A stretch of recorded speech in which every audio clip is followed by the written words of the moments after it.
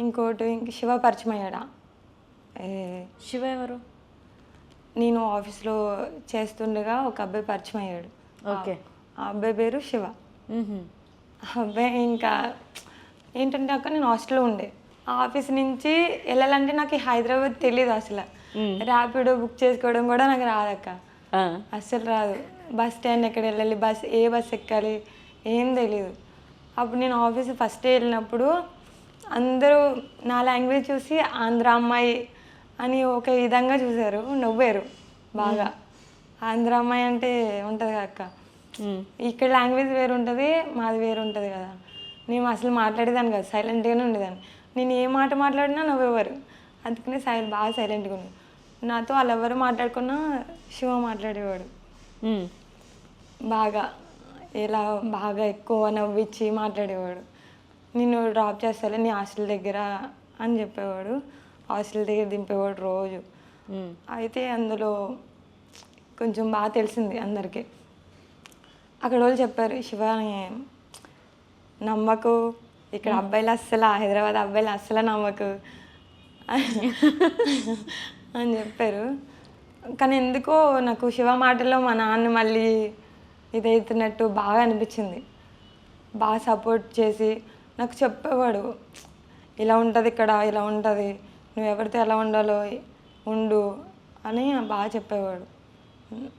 నేను ఎవరి మాటలు పట్టించుకోలే. ఇంకా శివ మాటే ఇంక విని శివ వాళ్ళ మమ్మీ వాళ్ళకి నన్ను పరిచయం చేశాడు. వాళ్ళ ఇంటికి తీసుకెళ్ళారు. వాళ్ళ డాడీకి, వాళ్ళ మమ్మీకి, వాళ్ళ బ్రదర్కి మొత్తం పరిచయం చేశారు. వాళ్ళకి కూడా నేను చాలా అంటే చాలా ఇష్టం. ఇప్పుడు బాగా చూసుకుంటారు.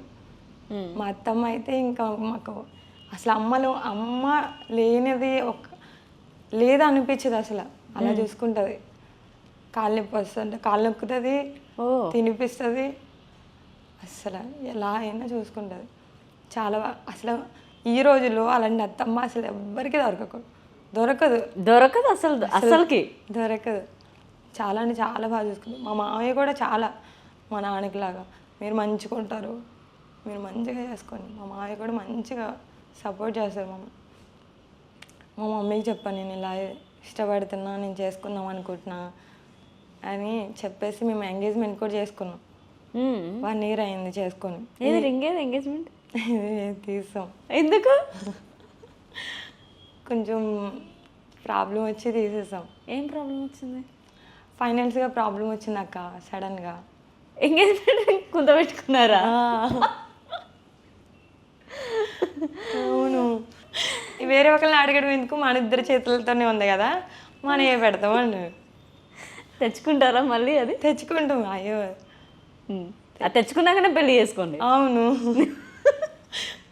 తెచ్చుకున్నాకే చేసుకుంటాం అక్క. ఎన్ని రోజులు అవుతుంది తాకట్టు పెట్టి రింగ్? ఒక 2 months అవుతుంది అక్క, అంతే. 2 months. అంత ఫైనాన్షియల్ ఇష్యూ ఏమొచ్చింది? కొంచెం ఇంట్లో బాగుండిపోతే, వీళ్ళు కూడా చాలా లేనోళ్ళు అక్క. బాగా వాచ్మెన్ డ్యూటీ చేస్తుండే ఇక్కడ. ఇప్పుడు కూడా కొంచెం బాగా ఇబ్బంది పడే, ఇంట్లో కొంచెం మంచిగా లేక అదొకటి. మా బావ పెళ్లి చేశారు. మా అత్తమ్మకేమో, మా అత్తమ్మ కూడా ఇంట్లో పనులు చేస్తుంది, తనొక్క కష్టం.